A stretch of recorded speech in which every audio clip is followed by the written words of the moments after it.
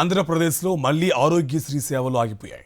చంద్రబాబు ప్రభుత్వ వైఖరితో విసిగిపోయిన నెట్వర్క్ ఆసుపత్రులు మరోసారి సమ్మెబాట పట్టాయి.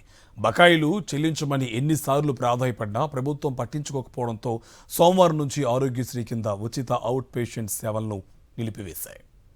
ఆరోగ్యశ్రీ సేవలు నిలిపివేసినట్లు ఏపీ స్పెషాలిటీ హాస్పిటల్స్ అసోసియేషన్ ఆశ ఆరోగ్యశ్రీ సీఈఓ దినేష్ కుమార్ కు లేఖ రాసింది. ప్రభుత్వం వేల కోట్ల రూపాయలు బకాయిలు పెట్టడంతో ఆసుపత్రుల నిర్వహణ కూడా కష్టంగా మారిందని, ఈ పరిస్థితుల్లో ఉచిత ఓపీ ఇన్వెస్టిగేషన్ సేవల్ని అందించలేమని ఆ లేఖలో స్పష్టం చేశారు. 2500 కోట్ల రూపాయలకు పైగా బకాయిల విడుదల కోసం 1.5 సంవత్సరం నుంచి ఎదురు చూస్తున్నామని తెలిపారు.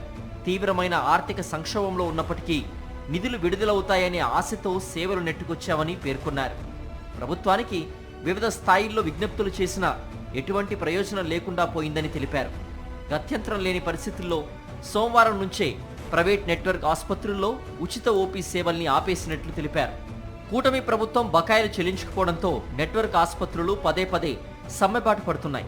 ఆరోగ్యశ్రీని నిర్వీర్యం చేసి బీమా విధానం ప్రవేశపెట్టడం కోసం ఆసుపత్రులకు బిల్లులు చెల్లింపులు, పథకం అమలుపై ప్రభుత్వం నిర్లక్ష్యంగా వ్యవహరిస్తోంది.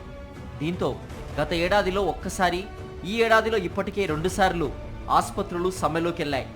ఏప్రిల్ నెలలో సమ్మెలోకి వెళ్లిన సమయంలో సీఎం చంద్రబాబు ఆసుపత్రుల యాజమాన్యాలతో భేటీ అయ్యి బకాయిలు చెల్లిస్తామని హామీ ఇచ్చారు. అయినా బకాయిలు క్లియర్ అవ్వలేదు. దీంతో ఈ ఏడాదిలో 3వసారి ఆసుపత్రులు సమ్మెబాట పట్టాయి. వాస్తవానికి గత ఏడాది నుంచి చాలా ఆసుపత్రులు అనధికారికంగా ఐపీ సేవల్ని కూడా ఆపేశాయి.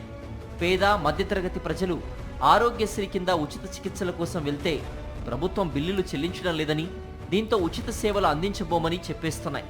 200 కోట్లకు పైగా బిల్లులు నిలిచిపోవడంతో ఎంప్లాయీస్ హెల్త్ స్కీమ్ను నెట్వర్క్ ఆసుపత్రులు పూర్తిగా ఆపేసినా ప్రభుత్వం పట్టించుకోలేదు.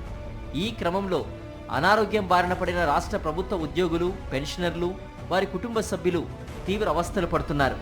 అప్పులు చేసి చికిత్స చేయించుకుంటే మెడికల్ రియంబర్స్మెంట్ కూడా ఇవ్వడం లేదని గగ్గోలు పెడుతున్నారు.